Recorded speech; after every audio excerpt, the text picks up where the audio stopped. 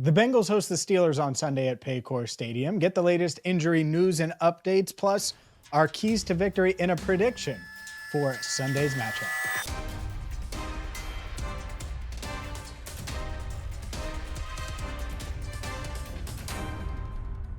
Hi again, everyone, and welcome into Cincinnati Bengals Talk. I'm James Rapien of allbengals.com. Hopefully you had a wonderful Thanksgiving filled with, well, a bunch of food, family, maybe a little football. And football in the Queen City picks up without Joe Burrow. And we got to get into the other guys that aren't going to be on this offense and on this team, at least playing on Sunday against the Steelers in just a second. Just a quick reminder to hit that subscribe button, ring the bell, and let's dive in here. Shout out to Andrew Fox Miller. Happy Thanksgiving to him and his family as well. And hopefully, like I said, you had a great one. Let's dive in. And let's start with the injuries. Cam Taylor-Britt is out for Sunday's game. Tee Higgins out again. I think he's making progress. I think the Bengals are being cautious with their star wide receiver. This will be his third missed game. I think he has a real shot to play against the Jaguars next week on Monday Night Football.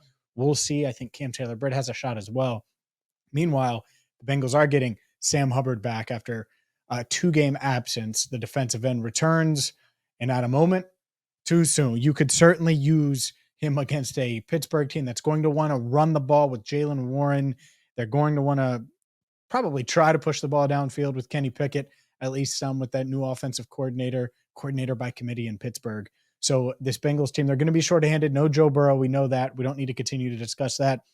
And then obviously no Tee Higgins as well. So with that said, let's dive into my keys to victory. And key number one is really, really simple. You need Jake Browning to keep you afloat. Stay afloat with Browning. What does that mean? That means punts are okay. Kicks are okay. You can't have, whether it's field goal kicks, punts, you can't have turnovers, interceptions, sack fumbles, all the negative plays, sacks. I'll throw sacks in that category as well. Browning needs to keep you afloat. And a lot of these keys are going to have to do with everything that's around Jake, but it starts there. Because if Jake gets sacked 5 times and fumbles twice and has 2 interceptions, the Bengals are going to lose on Sunday. He knows that. We know that. Everybody knows that. The Steelers know that. So guess what they're going to try to do? Force turnovers. So the first thing, you want to limit those game-wrecking type plays from TJ Watt and company, and that starts with Browning. Sometimes it's okay to take a sack. If one of these offensive linemen gets beat off the edge and you know you're not going to be able to find your guy, you don't have enough time, take the sack or throw it away. But do not give up the strip sack. And it's much easier said than done. It's his first NFL start. It's going to be moving fast. It's a really good defense. But stay afloat with Jake Browning too. And I just hinted at it. And I talked about this on Locked On Bengals. This Bengals offensive line has to win the matchup with the Steelers defensive line. That's probably where the game is decided. Like, if the Bengals lose, we're probably going to be talking about a play that TJ Watt made, or a play that Cam Hayward made, or a play that Alex Highsmith made for this defensive front on the Steelers. Meanwhile, if this Bengals offensive line steps up, can open up some running lanes for Joe Mixon, maybe Chase Brown as well, can block and protect for Jake Browning, and just give him enough time to function and keep his head above water and keep this offense at a functional level, well, that would be a heck of a win. And so I heard Dave Lapham talking about this. He said when Ken Anderson went down, he was talking to Dan Hort on the Bengals Booth podcast. Every position group took it upon themselves to say, all right, I got to win my individual matchup. And if enough of us win our individual matchups, we win that position group battle. That has to be the Bengals offensive line. They have to do that on Sunday if they're going to win this game. And then third, this defense, and this is my last key, honestly, because I don't think you need many keys in this matchup to win. The third key is very simple. This Bengals defense can't go with the bend, don't break. We can give up yards, but not points. I don't buy that. And here's why I don't buy it. Because I think if you do that, the Steelers are going to wear on you enough, and then they're going to get that big run from Jaylen Warren in the fourth quarter. Or that defense is just going to be so gassed by the end of the game that George Pickens breaks one and has a huge, huge play. And obviously, we've talked about explosive plays. We've talked about stopping the run. They have to do all of those things. And they have to do what they've done well this year, which is force turnovers. This Bengals defense has to win this position matchup in this side of the ball matchup by getting after Kenny Pickett, making him make mistakes, and bottling up a run game that, at least with Jaylen Warren, is really, really good. And you can't let Kenny Pickett find his groove, whether it's with Deontay Johnson or George Pickens or any of the other Pat Freiermuth over the middle. And I do think with Jordan Battle in the lineup, they're going to be a better tackling team. Lou Anarumo thinks the same way. And so I think there is a path for them to be pretty darn good against the run, not give up as many explosives. It's going to be hard without Cam Taylor-Britt, Chidobe Awuzie, and DJ Turner. It's time to stand up and play at a high level. And they have. Certainly Turner has this year. Awuzie coming back from that ACL, had the back issue too. This is a real big game for the veteran. So those are my 3 keys to victory. My prediction coming up in just a second. But make sure you get to my bookie ahead of Sunday's game. And whether you were watching on Thursday with, man, so many crazy games. Andrew and I, full disclosure, Andrew and I, we benched Jordan Love in a league that we're co-owners in.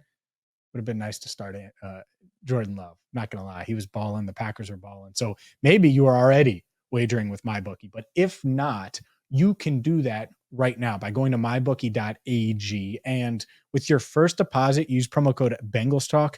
You're going to get a sweet deposit bonus up to $1,000. You heard that right. It's the holiday season. Maybe you want to make a little extra coin. Well, you can. You can make a little extra coin right now by going to mybookie.ag. You sign up, you make that first deposit, and you can get an instant deposit bonus up to $1,000 with promo code BengalsTalk. The best part is you don't need to be a sports whiz to win at MyBookie. You can cash in on everything from politics, your favorite shows, or, of course, the Bengals. Maybe you think they're going to take down the Steelers. Wager on them today at mybookie.ag, promo code BengalsTalk. This is a tough spot for the Bengals. It is. And yet I think they're going to be competitive on Sunday. I think Jake Browning is going to keep this offense afloat. They're not going to be this explosive, dynamic, crazy pass-first offense. I think we see more bootlegs. I think we see more under center, some play action. Joe Mixon will certainly be more involved. I think Chase Brown, if he gets activated, will be involved some. And they're going to find ways to maybe find Andre Yosevach on a bootleg, find Charlie Jones and get the ball in his hands a little bit. Obviously, it starts with Jamar Chase on offense.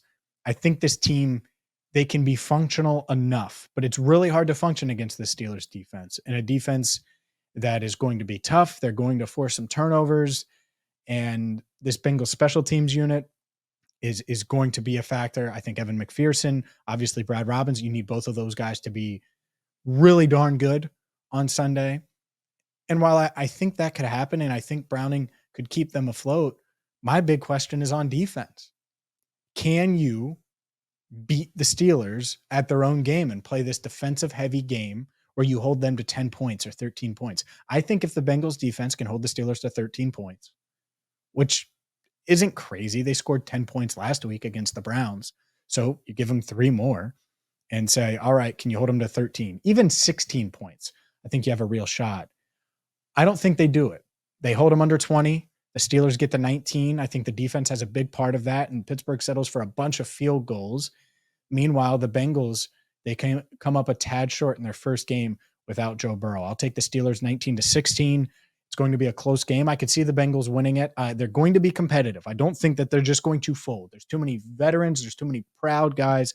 And there's too much talent on this roster for that to happen. But I do think the Steelers get it done. We will be at Paycor Stadium on Sunday with the latest news, updates. Maybe Chase Brown will get activated. It makes sense. Could happen. And who knows, maybe you know that by the time this video comes out. That'll happen. I'll have you covered as well on allbengals.com for the latest injury news between now and then. And for Andrew Fox Miller. Oh, by the way, I'm wearing a Rivertown. We always talk about Rivertown Inquiry. They're doing a BOGO. Buy one, get one right now. Buy one, get one 50% off, to be clear. Buy one, get one 50% off. I think it includes online as well. So go to rivertowninquiry.com right now. Check them out. It's that Black Friday special. For Andrew Fox-Miller, our channel coordinator, I'm James Rapien. Happy Thanksgiving, and until next time, thank you so much for watching Cincinnati Bengals Talk.